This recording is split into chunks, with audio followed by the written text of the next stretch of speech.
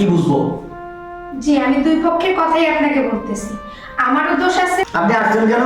আপনি কোন বিষয়ে কাজ করেন? আমি তো বিয়ে করাই, বিয়ে সারাই। আমি বিয়ে সারাইতে আসছি। কি? জি বিয়ে সারাইবেন? জি। কেন? কেন কথা মানে নাই, ব্যাখ্যা করলে অনেক কিছুই। আমি শুধু এতটুকু বলতে চাই, আমি আমার স্বামীকে ডিভোর্স দিব। দেও বাবা, তোমার তো রক্ত গরম, বিয়ে সারানি ভালো না। আমাকে দেখে বাবা বলবেন না।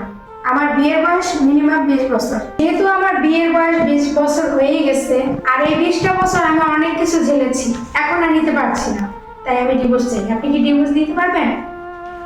দেখো, ডিভোর্স তো আমরা দিতে পারবো, আমরা তো বসেই রয়েছি এই কারণে। কিন্তু কথা হলো কি জানো, এই যে ডিভোর্স করা, এগুলো ভালো না। ভালো না সেটা আমিও জানি।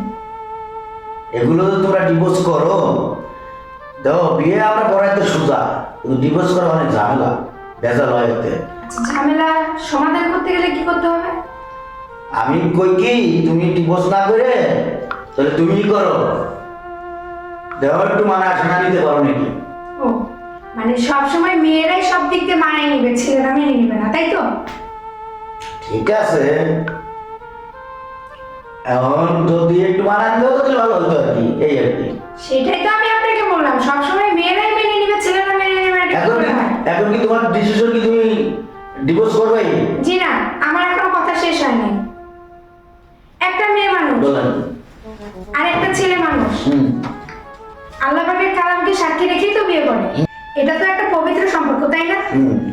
তাহলে আমরা একে অপরকে কেন বিশ্বাস করি না, কেন ভরসা রাখি না, কিসের জন্য আমাদের বিচ্ছেদ হয়? কিসের জন্য বউ থাকতে পরকীয়া করে? কিসের জন্য ভুল বুঝাবুঝি সৃষ্টি হয়? শোনো, তুমি যে এক পক্ষ থেকে যে কথাটা বললা, বিয়ে তুমি যে ডিভোর্স করার চাইতেছো, শোনো, এক হাতে তো কোনো তালি বাজে না, তাই তো দুই হাতেই বাজে নাকি?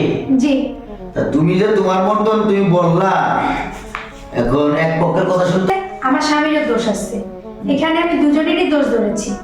যেহেতু দুজনেরই দোষ আছে, সমঝোতা তো দুজনেই করতে পারি, বাট একজন যদি রেগে যায় আরেকজন চুপ থাকে, তাহলেই কিন্তু সমাধান আসে। সে তো তার দোষ স্বীকারই করে না, আর আমি যদি তাকে বুঝাই আমি আমার দোষটাকে স্বীকার করি না, তাহলে এই সম্পর্কটাকে কিভাবে টিকিয়ে রাখা যায়? তাহলে এখন তোমার ডিসিশন কি, তুমি কি ডিভোর্স দিয়ে দিবা? জি আমি তাকে ডিভোর্স দিব। আমার কথা হয়তো বা আপনার বুঝতে কষ্ট হচ্ছে, তাই বারবার আপনি বলতেছেন তাহলে কি তোমার সিদ্ধান্ত কি ডিভোর্স দিয়ে দিবা? ঠিক আছে, আপনাকে বুঝাইতে আমি অক্ষম। না দেখো, আমরা হলো কাজী মানুষ, আমাদের চেষ্টা হলো যে বিয়ে করা নিয়ে বিয়ে ছাড়া নি। এখন তোমরা যে ডিভোর্স করবে, আমরা তো বিয়ে করাবো আর ডিভোর্স দেবো, এইগুলো আমাদের কাম। তাহলে সেই ক্ষেত্রে আমরা বুঝোই, তোমাকে ভালো জন্য বুঝোই। আচ্ছা, তাহলে তুমি যেহেতু সবের করবাই না, তাহলে আমি ডিভোর্সটা করিয়ে দিই নাকি? জি না আচ্ছা,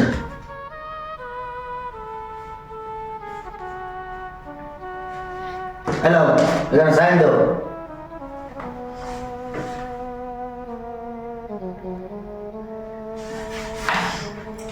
এখন তাইলে আজ থেকে আপনার স্বামীর লগে আপনার ডিভোর্স হয়ে গেছে, ঠিক আছে?